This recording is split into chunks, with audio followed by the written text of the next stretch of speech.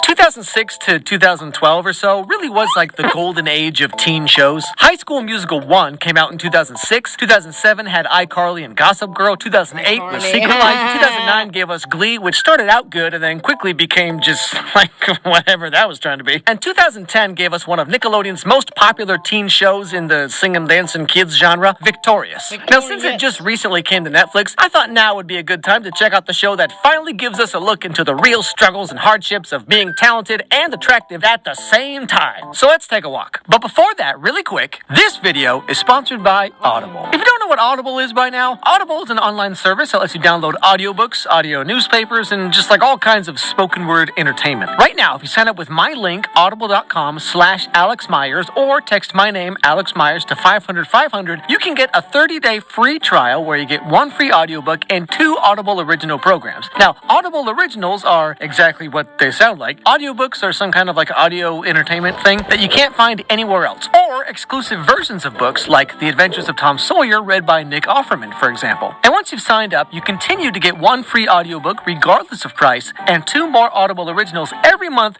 for just $15. Now, a lot of these audiobooks are between $15 and like $30 anyway, so you're actually saving quite a bit of money by signing up. And here's the thing, whatever audiobooks you download, even the free one you get with the 30-day free trial, you get to keep forever, even if you cancel the membership. So like, you literally have nothing to lose. As always, I would recommend The Power of Habit because almost everything we do, from sleeping to eating to studying to making YouTube videos, everything comes down to our habits. And by understanding and changing those habits, really you can do almost anything. So once again, sign up with my link, audible.com/Alex Myers, or text my name, Alex Myers, to 500-500, start your 30-day free trial, get your free audiobook. I mean, come on. Okay, back to the show. We start off with our main character, Tori Vega, who is hanging out with this guy because they're working on a school project all about mold. Or at least I assume it's for school, or maybe this is just what they do on the weekends. I don't know. I mean, when you got a guy with this kind of haircut, it's a 50-50 shot either way.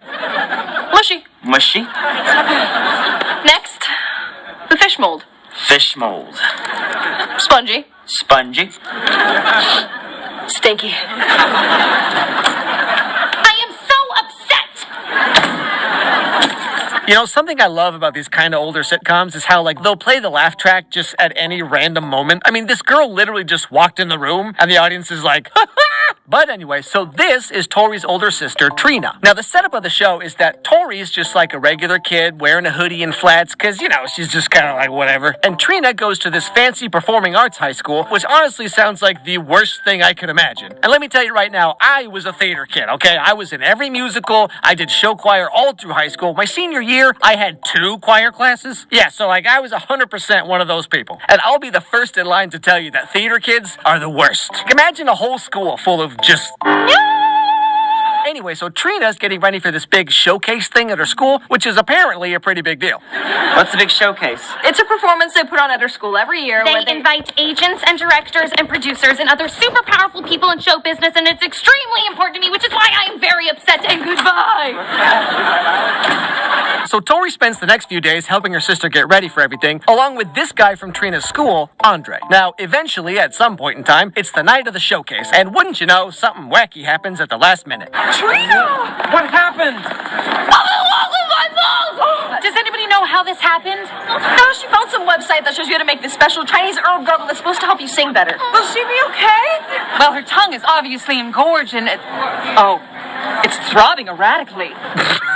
Okay, well, there's a lot of interesting word choices coming out of this show. Anyway, so because of all this, Trina can't sing in the showcase. But because Tori worked with her and Andre this whole time, she has the entire song, routine, thing, whatever memorized. And so she ends up performing it in her sister's place. And wouldn't you be shocked to learn that she's actually, like, super talented and stuff? And the only thing that was holding her back until now was confidence. So after she performs, the audience is like, wow. And long story short, she gets recruited to attend the same performing arts school as her sister. And then we skip ahead to her first day at the new school. Anyway, you're not alone. I got your back. Okay. Trina, so Eric Paulson got his hair straightened. Shut up! Oh my God!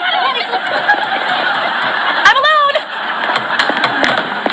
Hey, can you talk? Oh my God, you're Tori, right? Huh. I mean, I knew Ariana Grande was in this show, but like, I mean, what happened? Has anybody else seen this? I think somebody needs an intervention. But yeah, so Tori doesn't really know her way around school very well, so she gets a little help from the weirdest kid she can find. Hi. Hey!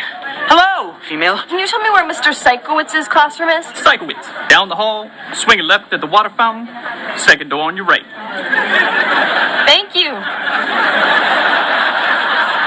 Whatever it takes, cupcake. Oh, jeez. Just halfway through the episode, they're rolling out the old black voice, huh? And like, it's not even just the voice, but like the fact that he's doing it and giving it this kind of personality. Whatever it takes, cupcake. You know, you can really tell this was made almost 10 years ago because I'm pretty sure this would not fly today. You know, I mean, not even on Nickelodeon. Anyway, so finally, Tori gets to her first and only class, apparently, which happens to be, of all things, an improv class. Improv. Acting without a script. Which means the actors must make up their own actions and dialogue as they perform the scene. Understood? Excellent. Now, as a recovering theater kid myself, let me show you the theater kid hierarchy for a second, okay? So first you got the stage crew, right? And they're generally pretty cool. You know, they just want to build like smoke machines and stuff. They're all right. Then you got those musical kids who just like all they ever want to do is sing their favorite like Hamilton, Dear Evan Hansen, Wicked songs or whatever, just like all friggin' day. And then at the very top, you've got the acting/improv kids who, for whatever reason, just refuse to quote any movie that's not Monty Python. Now, here's a little pro tip for you. If you have a friend who invites you to their open mic improv show, they're not your friend. I mean, the only thing worse than improv kids are improv teachers. My God, there's a huge fire! Kidding! Just wanted to get your blood pumping, which I did.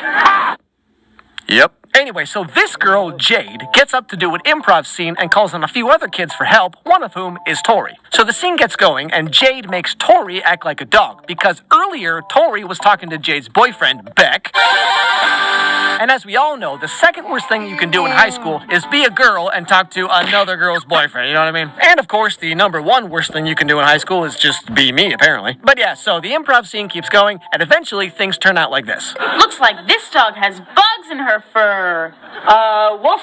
I read on the internet that coffee works great for getting rid of fur bugs. Maybe you shouldn't, Jade.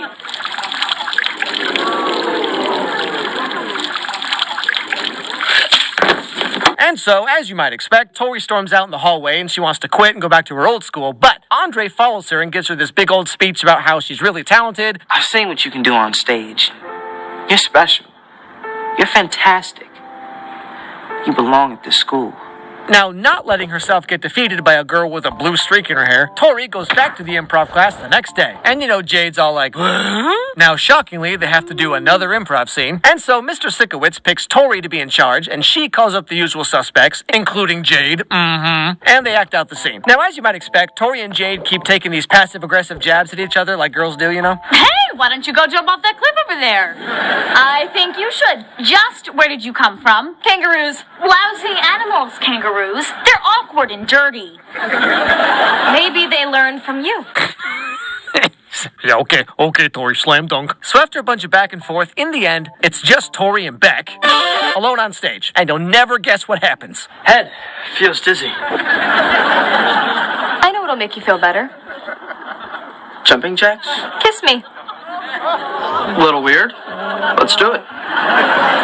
You know, I get that Tori's the quirky, relatable girl and Jade is like the rival girl who thinks piercings are a personality. But this kind of messed up, right? I mean, getting another girl's boyfriend to kiss you right in front of her and the entire class. And also, quick shout out to Beck for just being like, oh, you want to kiss me? Yeah, okay. But yeah, so then the show goes on for like 57 episodes. And like I said, it was incredibly popular when it was on. It even beat iCarly twice in the favorite TV show category of the 2012 and 2013 Kids' Choice Awards, along with 4 Emmy nominations. But despite all that, the show got canceled after the 4th season with no finale or wrap-up or anything. And instead, they just made like a spin-off show with Sam from iCarly and Kat from Victorious with the very clever name Sam and Kat, which only had 1 season before that was canceled too. And you know, ever since, Nickelodeon's just never been quite the same.